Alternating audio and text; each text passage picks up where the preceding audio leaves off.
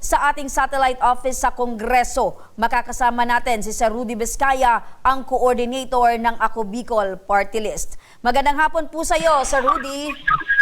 Magandang umaga po naman po dyan sa inyo, lalo-lalo sa ating sa Kabikulan. At kasama mo ngayon, Sir Rudy, si Queenie Ann Sensioco. 18 taong gulang pa lang, ngunit siya na ang inaasahan ng kanyang ina na lumalaban sa sakit sa puso.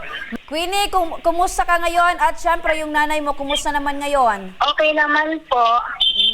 Yan, maganda ngayon na at least okay naman si nanay mo despite na meron siyang iniindang sakit. Anong klaseng sakit po ba sa puso ang iniinda ni nanay?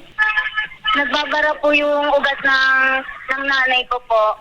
So bumabara yung ugat ng nanay mo kaya nahihirapan siya at eto yung nagkausa para magkaroon siya ng sakit sa puso.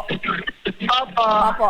So si nanay mo ba ay napatingnan sa doktor? Opo, napatignan na po siya ng doktor at doon po namin nalaman na meron po siyang sakit at kailangan po siyang operahan po. Ayun, so ang sabi ng doktor, kailangan mag-undergo ng operation si nanay. Opo. Opo. Eto po bang operasyon na nakahanda para kay nanay ay unang beses pa lang? Opo, unang beses pa lang po. So, siyempre si nanay merong iniindang sakit. Kumusta naman si tatay? Sa ngayon po wala po akong pinakasama tatay. Ako lang po yung nag-aalaga po sa nanay ko po sa ngayon po.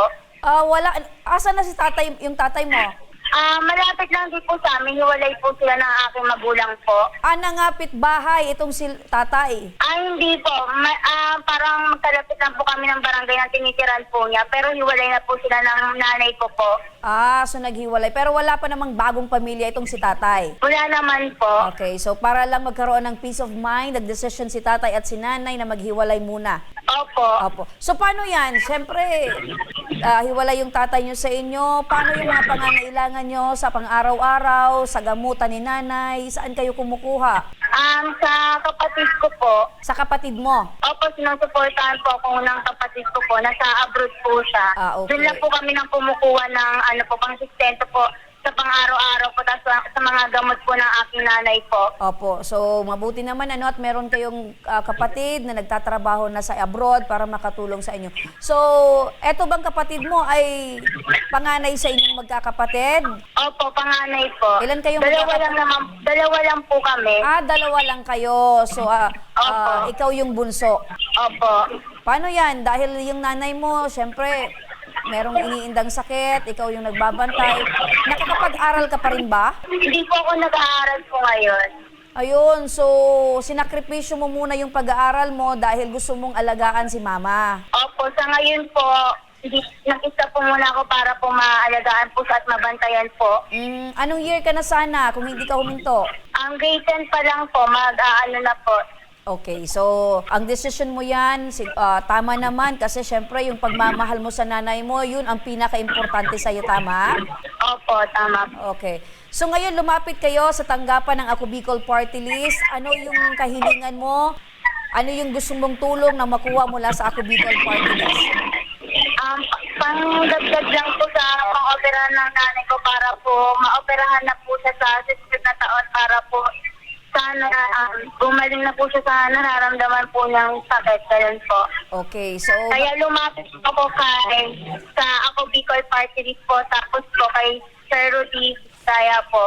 okay, makinig ka anak, para sa agarang pagtugon sa pangangailangang medikal ng iyong nanay, balikan natin si Sir Rudy. Sir Rudy, magandang hapon. Hello, magandang umaga po naman. Ito kaninang maaga-paga pa siya, nakapila na rin sa atin. At ito nga, malakas din ang loob ng bata nito. Kasi kasama niya ang kanyang nanay para talagang gusto niya talang mapagamot sa ospital. Ito nga, kagad, sabi ko sa kanya, anak, akin ako yung mga dokumento at tignan ko at basahin ko muna kung talagang qualified yan o hindi.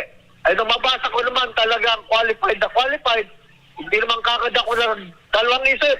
Tinawagan kagad ang ating bossing Congressman Saldico upang matulungan itong kababayan natin. Okay, nasa magkano ang tulong na ibibigay natin para kay nanay para sa kanyang operasyon? At pinagkalubang kagad siya ng ating butihang Congressman Saldico ng 100K para sa kanyang operasyon sa Heart Center. Ayun, 100,000 ang matatanggap na tulong ninyo para sa operasyon ng iyong nanay. Ano yung masasabi mo ngayon?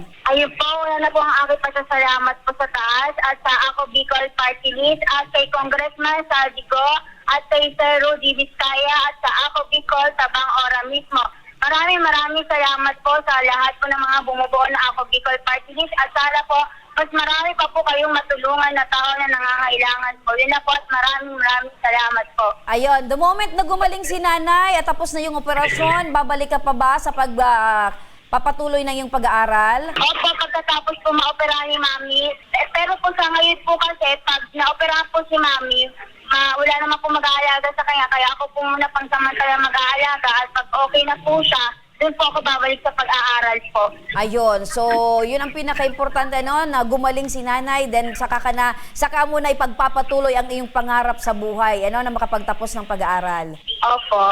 Sige, so with that, kasama mo kami sa pagpanalangin sa Poong May Kapal na patuloy na pagaling ng iyong nanay. Maraming salamat. Maraming salamat din po. Maraming salamat sa inyo, Sir Rudy Vizcaya, ang coordinator ng Ako Bicol Party List.